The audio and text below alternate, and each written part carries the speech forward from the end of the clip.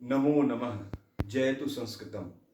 संस्कृत के श्लोकों के क्रम में एक महत्वपूर्ण और प्रसिद्ध श्लोक जो कि पंचतंत्र में आया है, बहुत ही लोकप्रिय ग्रंथ है संस्कृत कथा साहित्य का।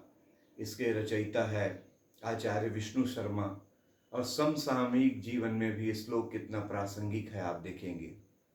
यौवनम धन संपत्ति प्रभुत्वम अविवेकिता, यौवनम धन संपत्ति प्रभुत्वम अविवेकिता, एकैकम अपि अनर्थाय किम यत्र चतुष्टयम। आचार्य कहते हैं कि युवा काल, जवानी और धन संपत्ति, प्रभुत्व मात्रा में धन होना, पैसा होना, और अविवेकिता, यौवनम धन संपत्ति, युवा काल, अत्यधिक पैसे का होना, प्रभुत्व पद पा जाना, जैसे इंद्र को भी अपने पद में आने के बाद अहंकार हो गया था, और मूर्खता। ये चार बातें जहाँ एक साथ है, चार गुण। और आगे की पंक्ति में कवि कहते हैं एकैकम अपि अनर्थाय, इनमें से एक ही मनुष्य का नाश करने के लिए, पतन करने के लिए पर्याप्त है। किम यत्र चतुष्टयम, और अगर ये चारों एक साथ है तो फिर भगवान ही मालिक है। अब एक एक शब्दों को जो श्लोक के क्रम में है स्पष्ट करने की मैं चेष्टा करूंगा। युवा काल, जवानी। तो युवा काल में कदम रखते ही बहुत लोगों के पैर डगमगा जाते हैं, दिशा भ्रम के शिकार हो जाते हैं, हमारी किशोर और युवा पीढ़ी। तो युवा अवस्था में जो संभल गया, समझो पूरे जीवन में वो बन गया। इस उम्र में इंद्रियां बहुत बलवान होती है और मनुष्य को दुनिया के सभी दिखावे की चीज़ों के प्रति आकर्षित करती है। तो यौवनम, और दूसरी बात कवि ने कही धन संपत्ति। धन संपत्ति सबके पास हो, लेकिन पर्याप्त से अधिक होना, इसमें मनुष्य जो है भटक सकता है। तो धन इतना पर्याप्त हो कि जिससे मनुष्य भटके ना और वह सही दिशा में चलता रहे। और प्रभुत्व, अधिकार संपन्नता। ज्यादातर लोगों को देखा होगा आपने कि पद मिलते ही, कि पद सबसे पहले, जैसे कलयुग जो है किसी के मुकुट में चला गया था, उसी तरह से मनुष्य को जब पद मिलता है तो उसकी भाषा शैली सही नहीं रहती, अपने मातहत लोगों के साथ उसका बर्ताव बदल जाता है। और बहुत कम लोग हैं जो ज्ञान के जैसे गर्मी को पचा पाते हैं, पद की गर्मी को, पद के अहंकार को दबा पाते हो। तो इसीलिए कहा गया लघुता से प्रभुता मिली, प्रभुता से प्रभु दी। प्रभुत्वम, अधिकार संपन्नता।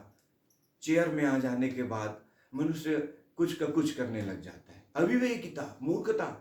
मूर्खता भी बहुत सारे पतन का कारण बनती है। तो ये चारों एक साथ हो, इनमें से एक ही, एकैकम अपि अनर्थाय, मनुष्य का नाश करने के लिए एक ही काफी है। युवा काल बर्बाद करने के लिए काफी है। धन का अधिक होना भी मनुष्य को नष्ट करने के लिए काफी है। पद में मनुष्य अपना पराया भूल जाता है और कुछ का कुछ करता है। और मूर्खता, मनुष्य में मूर्खता है तो भी उसका नाश निश्चित है। तो बहुत पहले हमें आचार्य विष्णु शर्मा ने पंचतंत्र में इस बात को आगाह किया था। एकैकम अपि अनर्थाय, मनुष्य का नाश करने के लिए एक ही काफी है। किम यत्र चतुष्टयम, जिन लोगों के जीवन में युवा काल है, बहुत ज्यादा धन संपत्ति है, पद में भी वो बड़े हैं और साथ ही उनके भीतर मूर्खता भी है, तो कवि कहते हैं, आचार्य जी ने सीख दी है, तब तो ईश्वर ही मालिक है। किम यत्र चतुष्टयम। तो मेरे श्लोक को स्पष्ट करने का मतलब यही है, तात्पर्यार्थ यही है कि हम संस्कृत को अपने जीवन से विस्मृत ना करें। ग्रंथों में बहुत पहले हमको चेताया गया है, समझाया गया है, श्लोकों के माध्यम से, सूक्तियों के माध्यम से। इसीलिए सूक्तियों के महत्व को बहुत जोर दिया गया है। द्राक्षाम्लान मुखी जाता शर्करा चास्मताम, सुभाषित रसाश्याग्रे भीता सुधा दिवंगता। द्राक्षाम्लान मुखी जाता, तो ये जो अंगूर है वो जो है म्लान मुख वाली हो गई। शर्करा चास्मता, शक्कर जो है पत्थर को, पाषाणत्व को प्राप्त हो गई। सुभाषित रसास्याग्रे, सुभाषित रस के सामने सुधा अमृत जो है, भीता सुधा दिवंगता, डर करके स्वर्ग में भाग गई। और भी अभी पाठ्यक्रमों में आता है, पृथिव्याम त्रीणि रत्नानि जलम अन्नम सुभाषितम। पृथ्वी में तीन ही रत्न हैं, जल, अन्न और संस्कृत की सुभाषित की बातें। मूढ़ मूर्खों के द्वारा, लेकिन पाषाण खंडेषु रत्न संज्ञा विधीयते। तो हम इस रत्न को जाने, यही रत्न है, अन्न है, जल है और संस्कृत की बातें। जब तक से जीवन में संस्कृत और संस्कृति का समावेश नहीं होगा, भारत को हम विश्व गुरु पुनः नहीं बना पाएंगे।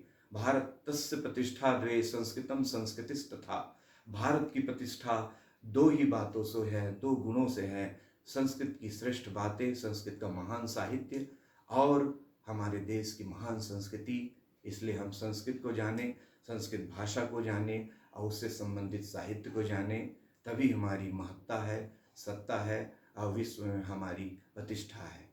इसलिए श्लोकों के माध्यम से हम अपनी पीढ़ी को सावधान करते रहें, जागरूक करते रहें। बस इतना ही कहना है कि पठतु संस्कृतम, जयतु संस्कृतम, वदतु संस्कृतम, वंदे मातरम।